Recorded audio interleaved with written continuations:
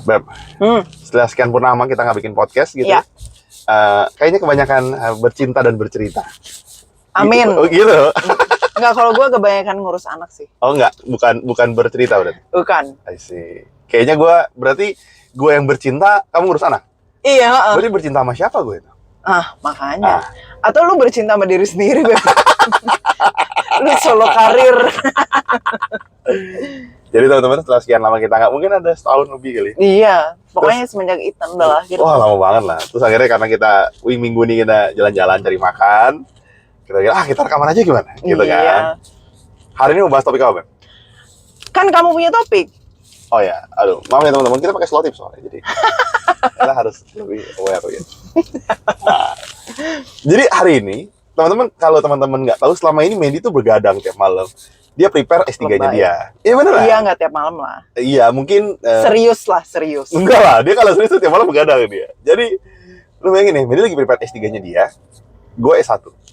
Nah, dari pandangan kamu, lu baru mau S1? udah S1, Oh, udah okay. S1. Tapi kepikiran S3 nggak mungkin, S2 aja enggak. Ngapain kalau tinggi-tinggi? Siap. Ngapain? Nggak apa-apa. Cari uangnya aja sama. Gitu. Iya, nggak apa-apa. gitu. Nggak apa-apa juga.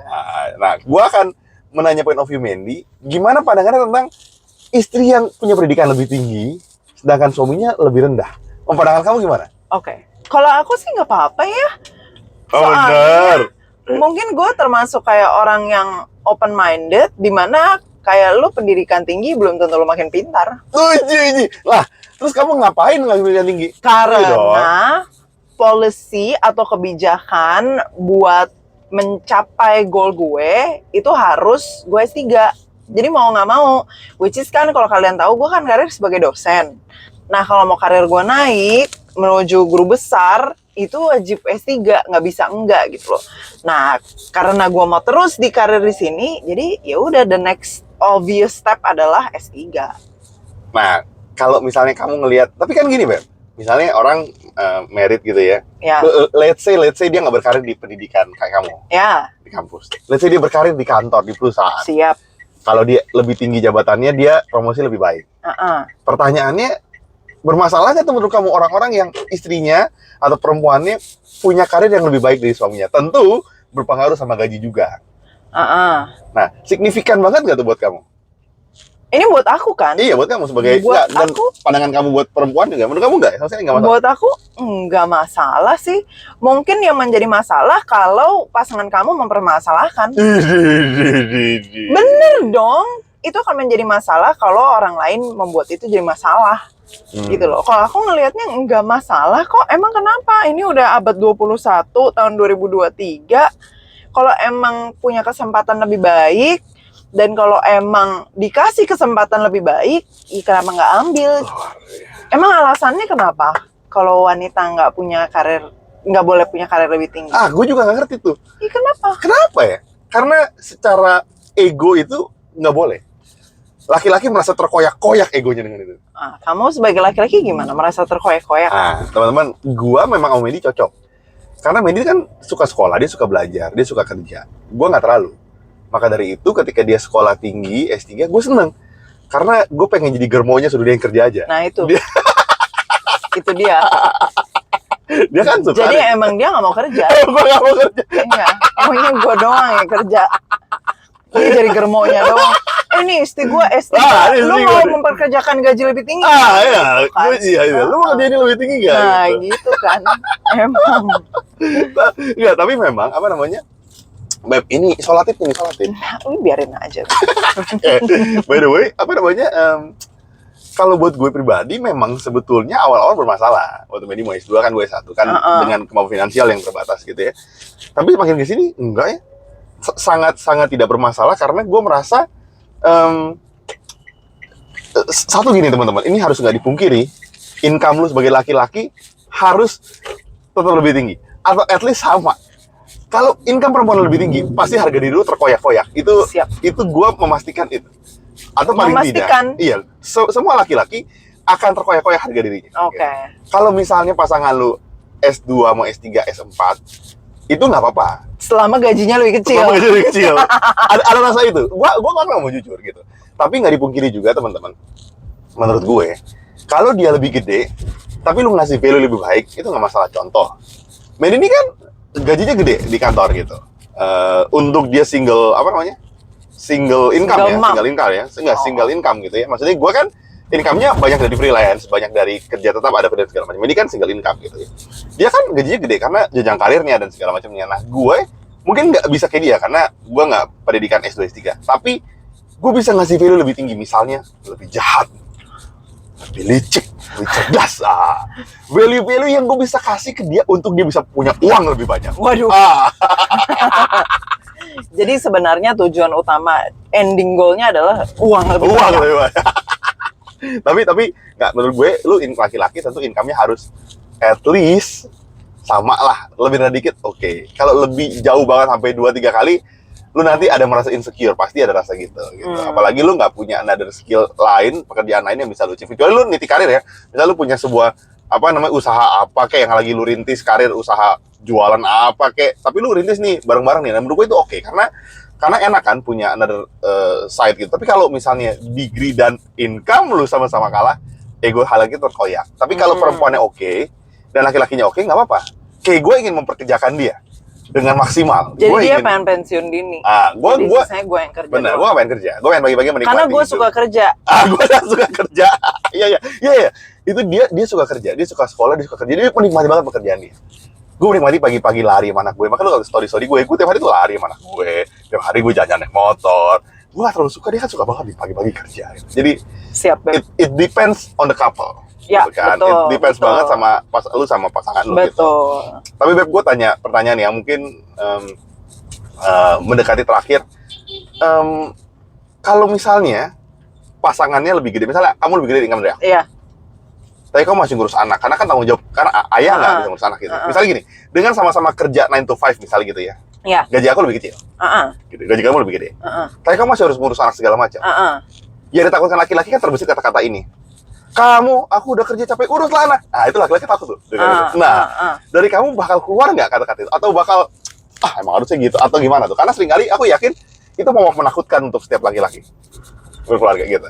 Pengen nanya itu, jadi kayak dia merasa, gue udah kerja, lu gitu. Nah, pengen nanya kamu. Nah, itu mungkin tergantung gaji lebih gede dan lebih kecil itu di sisi mana. Karena bisa aja gaji lebih gede tapi masih belum cukup, ngerti nggak? Kayak kebutuhan sehari-hari belum cukup. Nah, mungkin in our case kita cukup gitu loh, dalam artian untuk memperkerjakan suster atau neni atau pembantu rumah tangga. Sehingga untuk urusan anak itu udah nggak khawatir lagi karena udah ada yang ngurus. Jadi udah nggak mungkin keluar kata-kata urus anak gitu dalam case kita. Tapi mungkin di dalam case orang atau couple lain mungkin it happens kalau misalnya gaji gede pun tapi tetap nggak bisa nih pas-pasan banget gitu. Jadi itu kalau perempuan yang ngomong itu, kamu termasuk kind of yang ya emang harus gitu atau jangan deh, ya kita gimana? Nah, itu mungkin juga tergantung dari melihat peran wanita atau peran ibu atau peran pengasuhan anak di rumah itu di siapa. Kalau aku personally melihat peran pengasuh anak itu terutama di awal-awal anak gitu ya, di tahun-tahun 1, 2, 3 sampai SD gitu, itu menurut aku peran ibu harus lebih dekat gitu. Karena ya pertama mereka yang melahirkan gitu, terus kedua mereka yang nyusuin gitu kan. Jadi itu peran yang nggak bisa tergantikan oleh laki-laki gitu kan. Pokoknya lu punya nipple tuh useless basically. Useless nipple. Nah, jadi hanya bisa oleh mama. Jadi buat aku kayak lu udah ngurus anak itu agak kurang wise lah. Mungkin buat aku nggak relevan gitu loh. Tapi iya aku ngerti banget kalau misalnya ada wanita yang ngomong gitu, terutama kalau suaminya itu nggak hands on gitu ya, dalam artian ya oke, gue yang mandiin, gue yang mandiin, anak dicuci, mandiin, terus gue yang pakein baju, gue yang ngurus dia punya perlengkapan, bla bla bla bla.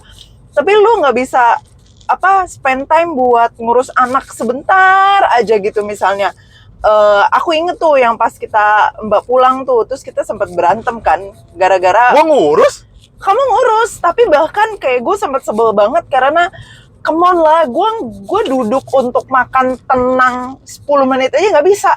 Bisa. Karena abis kamu mandiin anak terus beb, Iya yuk, kan? gantiin baju. Iya Ya kan? elah, lu kan bisa gantiin baju, gue baru makan. Nggak bisa gitu. teman-teman, ini harus dibela karena baju gue basah semua main air sama dia. Ngerti, benar. Gitu. Tapi maksudnya itu kan contoh kecil ya, dan itu cuma satu kali doang. Tapi gue ngerti stresnya ibu-ibu kalau misalnya itu happens every single day sih gitu. Jadi ya menurut aku tergantung. Kalau di dalam case ini kan kamu adalah suami yang baik dan hands on. Betul. Tapi nggak mau kerja suaminya. Iya, nggak apa-apa. Asal setor duit ke istri gitu. Tapi ya mungkin untuk beberapa pihak atau beberapa pasangan lain mungkin beda kasusnya. I see. Jadi iya, kita memang di keluarga, yang teman-teman mungkin nggak tahu, kita sepakat bahwa dari anak kita kecil, lahir sampai dia 6 SD gitu ya, itu under control ibu. Nggak, karena gue tuh Under my principle. gue tuh punya banyak value yang sama ini agak beda. Which is dalam keluarga itu hal yang wajar terjadi. Betul. Karena nggak mungkin sama didikan Betul. keluarga semuanya sama. Dan kedua, value beda tuh bisa ngasih another point of view berbeda sama anak. Tapi menurut kita sepakat bahwa anak itu dari kecil sampai gede, point of view gue tuh nggak bisa masuk di anak. Betul, yang kecil. Yang kecil. Karena terlalu liberal. Betul, terlalu dan general lah. ekstremis. Nah, dia kan begitu. Tapi buat gue, point of view gue itu akan mempersiapkan anak gue untuk hidup di dunia yang sangat liberal ini. Gitu. Boleh. Makanya kita sepakat bahwa ya udah sampai dia 6 SD, Mandy yang take control gitu. Jadi gue akan ngasih banyak value-value yang gue akan bilang di dunia nyata ini begini loh hidup, tapi nanti setelah 6 SD ke atas untuk lebih kenal. Jadi emang itu value yang kebetulan kita pegang. Jadi di kecil banyak lah yang Mandy sangat strict lah, mulai dari nonton, mulai dari main, mulai dari banyak hal Mandy tuh strict banget, dan itu gue syukuri karena gue nikmati setelah anak gue 2 tahun sekarang gitu. Misalnya kayak gue pengen piara ular, Mandy bilang boleh, tapi 6 SD. Ya udah, gue nikmati. Prinsip gue suka reptil gitu. Jadi kita boleh piara ball python tapi 6 SD. Boleh. Nah, gue ingat sampai sekarang. Jadi itu sebenarnya tergantung kesepakatan teman-teman, dan menurut gue nggak ada yang salah, nggak ada yang benar gitu. Betul. Kalian mesti pikirin banget. Gitu sih. Betul. Mungkin sebagai penutupnya aku mau ngasih satu positive side kalau punya ibu yang karirnya lebih tinggi gitu ya.